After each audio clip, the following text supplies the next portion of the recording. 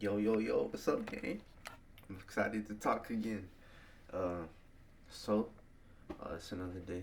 I didn't really, thing is, like, you guys probably, I don't know who's really, a lot of people are, I'm manifesting, a lot of people are noticing, they're like, oh no, like, where's Yandel? Like, why hasn't he been posting? Why didn't he post yesterday? Well, it's because I actually recorded yesterday, so I'm still on track for what I said I was gonna do. I'm still like recording every single day. I just didn't post yesterday. That's the thing. But besides that, I think I recorded it. I just didn't post it. It was really late at night. I just wanted to go to sleep. I work in the morning, so you know, like I said in the past stuff, shit happens in life, unfortunately. So what do we do? We just keep moving on. So today is a double upload day, I guess, because I'm uploading yesterday's video today, and then this video today. I'm not trying to do that a lot. I'm just like, sometimes shit happens, so we gotta understand that. But anyway, point of this video is I want to talk about love, okay? And love is one of those things I've been thinking about, and I've experienced quite a bit of like myself trying to understand it, right? I talked on self love, but I never talked on the idea of just love in general. Now, love is many things.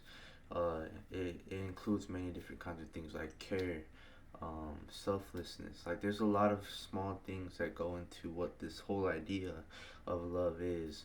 And I can go on a big rabbit hole of like what it means to me and like what it really is and stuff like that. If you're a Christian, I think you look at Jesus, that's the embodiment of love. You look at God, that's the embodiment of love. Uh, but I want to talk more about relationship wise, right? I'm gonna get into like the idea of love and like as a whole when I actually understand it more. But what I do understand is relationships kind of idea of love. I think I watched this video like twice. That's how good it was. It's by this one girl.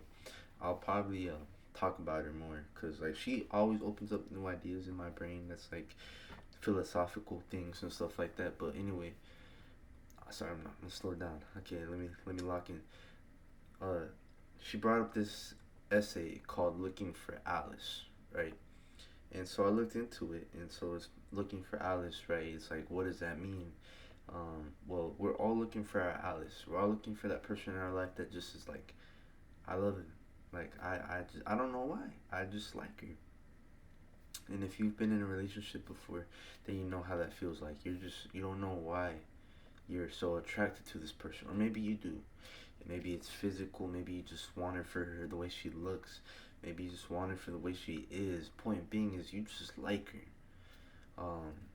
So it's basically about this one old lady. She was a celebrity or something. She was well known. I don't really know her.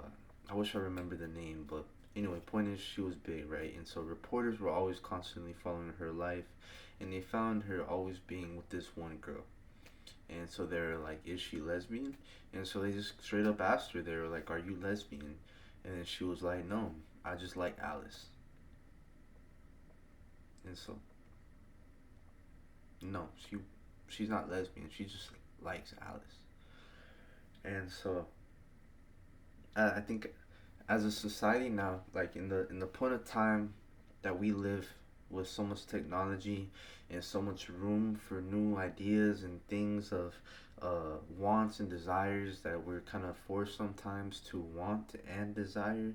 I think the idea of like what relationships are supposed to be and what love is something that's been completely like kind of lost. It's like misdirected in a way where like we think that we want a category, we think we want a certain kind of person. You probably talk about it with your friends, or you've thought about it with yourself, is like, what exactly am I interested in? You could be interested in some like slim thick Latinas, or like maybe you're like, I want me a thick Latina, but like I don't want it to be like too thick. I want it to be like curvy and shit. And if she likes playing video games, and that's also a plus. And she has to have like a good personality. Like we all have different kinds of types and stuff like that. Is what I'm saying. Uh, but point being is like we've all had those conversations with our friends, or maybe at some point. I hope I'm not the only one, but especially girls. You know, you hear about girls always like, oh, I'm dreaming about like this, like being with this 6 foot man with polished abs and muscular but not too muscular, and I want him to be having a lot of money, a high paying job, take care of me, be protective, blah blah blah. You know, like we've learned to create categories and ideas of the person that we want, right? And then sometimes you get that person and sometimes you don't. But the point that I'm trying to make is that we've fallen so hard on what I think true love is, and I think looking for Alice really brings that out. Is that you're not falling in love with the category. I think the category people were kind of bringing upon that celebrity was lesbian. You're lesbian. You're a part of that category. Your type is girls. And she said no, like fuck the category. Basically, she was like, I just like Alice, you know. And so I think that's the more of the right direction in that we need to start taking as a whole, and stop trying to fall in love or try to find the right person that fits all of the check marks that you want, but simply just try to get to know somebody based off the character and based off who they really are. Maybe you like qualities about them that you didn't really know you liked. And then sometimes we question ourselves. I remember I was with this girl for a long time, and then she had her issues and stuff. Of course, it was a toxic relationship, but I remember she asked me a lot, like really frequently, like why do you like me? Why do you love me? Why do you put up with me?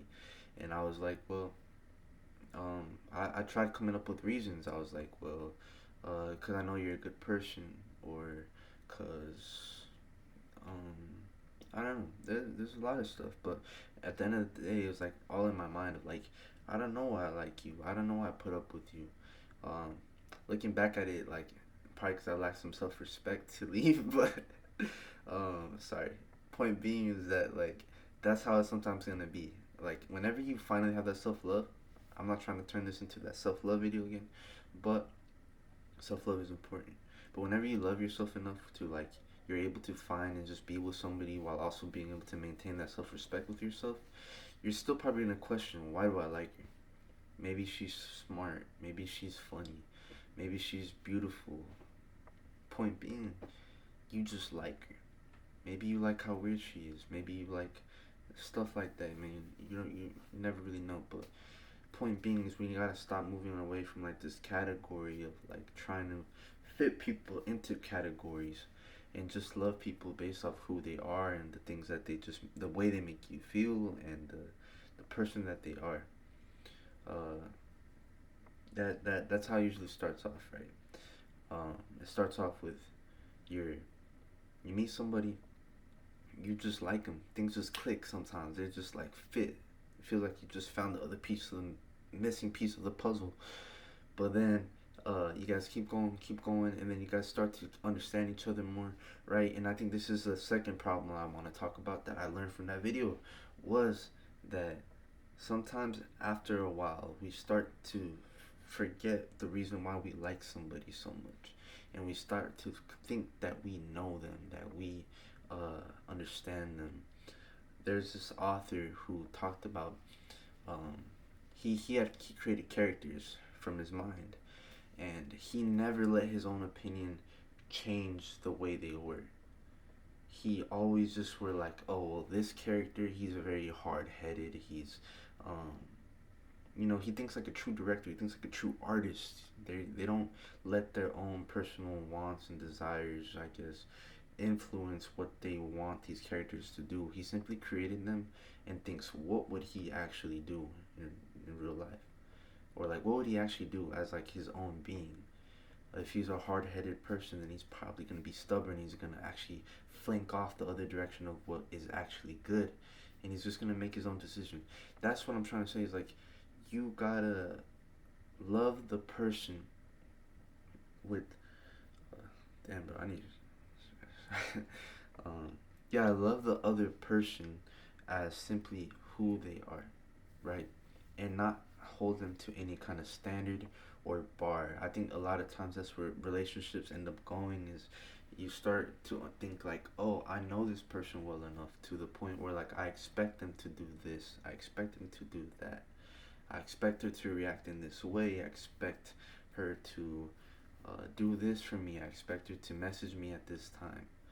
Whenever you, I think the biggest piece of advice, and this, I don't know if I heard this from somewhere or if it's coming from the top of my dome, but I'm pretty sure I heard it from somewhere, is that love holds no expectations. You cannot hold love to any kind of expectation. Never, ever shall you ever do that. Rather, just simply love. And I think that's the most important thing, is that like, you can't hold love to any kind of expectation. But just like we need to be able to live our lives as just us, and just to be able to be happy with just being, just existing, and leave it at that. That is enough. Same thing with love. You don't hold yourself to expectation. You don't hold outcomes. You don't hold wants or desires, because that's how you end up forcing this stress and this anxiety that you don't want on yourself, because you're holding these like outcomes and things that you really want to happen. But whenever you let go all that and just let your life be, and you just take the actions that you need to take in order to get at least some sort of progress done, in order to feel more a little bit fulfilled with yourself. Same thing with love, is that you don't hold it to any expectation. You don't want any outcome from this person. You don't hold any new standard from them or none of that. It just simply is. It simply is. Remember, it is. Okay? It simply is there. It is love. And that is that. Don't hold this person to any sort of expectation of like, I expect this person to always be like this. Because that brings me to my last point, which I know this is a longer video than always, but this is the last point, is that people are bound to change. So whenever you start loving somebody based off somebody that you just grew to think that you know, you don't really know, because at the end of the day, people always change. And I think that's one of the most beautiful things about committing to a relationship with somebody, is you able to be there for them within that change. And then sometimes you even are the one to start that change. I think being with somebody that you really love gives us the confidence to be more of ourselves, and to be able to look deeper into what we really love, into what we really want in our own lives. It starts getting us to more reflect, right? Be more reflective of our thoughts and our emotions. Um, so like being with, I found out throughout sorry, the most I've learned from myself has been from relationships, because I see how this person reacts to me, and therefore I start asking myself questions, and then I get my answers. So it kind of brings out more about me understanding myself through the interactions that I have with a significant other. And that's caused me to change, right? And so if this person still expects me to be the same person they met when they first met me, maybe like a year or a few months ago, then of course my mindset, my opinions, my beliefs, my hobbies, they might change a little bit. But whenever you're trying to commit to a long-term relationship with somebody, that change that usually happens, that small change that happens in a year with somebody, imagine how big that change is after 5 years, 10 years, right? I know my parents have been with each other for like forever. Like they've been together longer than I've existed. I'm 18 years old. They've lived longer. Uh, so imagine all of the things that they've been through. And maybe that's a question I need to ask you. Maybe I'll record it. That'd be a good idea. But point is, people change, and then whenever you start holding that standard and expectation for the way that they used to be, and still be able to expect, and you still expect them to act that same way after a long time, you start to be able to, you start to build that frustration with them. And that's one of the reasons why I got into so many fights with like past partners, because of change, and because of um, well, change. You can't do much about it. But it's, I think that's one thing that social media and like these movies show, is that like the ideal like perfect relationship is of two people that are just so similar that like they become even more similar. Like of course that's bound to happen whenever you're hanging around with somebody for a long time. You're gonna obviously start to gain more habits that they have, and be able to uh, create your own self. Which brings me to another video that I wanted to make. You are a mosaic of everybody you've ever loved. That's gonna be a small video, but anyway, back to the main point. Um, of course, you're gonna get habits and more characteristics of the person that you hang around with a lot. But also, again, you are your own person, and you aren't gonna be exactly like them. You're gonna have your own interests. You're gonna have your own disagreements and whatnot. But that's the thing, is that you gotta be able to just be ready for it. Like how I said, the number one way to avoid yourself a lot of pain is by expecting that there is gonna be a lot of pain, and that alone will save you a lot of pain. So same thing with relationships. Whenever you expect change to come, whenever change comes, you're gonna be there for them because you don't hold it to expectation. You simply just are there. You simply just let love be, and you just know that, like, I love this person. I'm gonna be there for them because that's a commitment that I chose to make.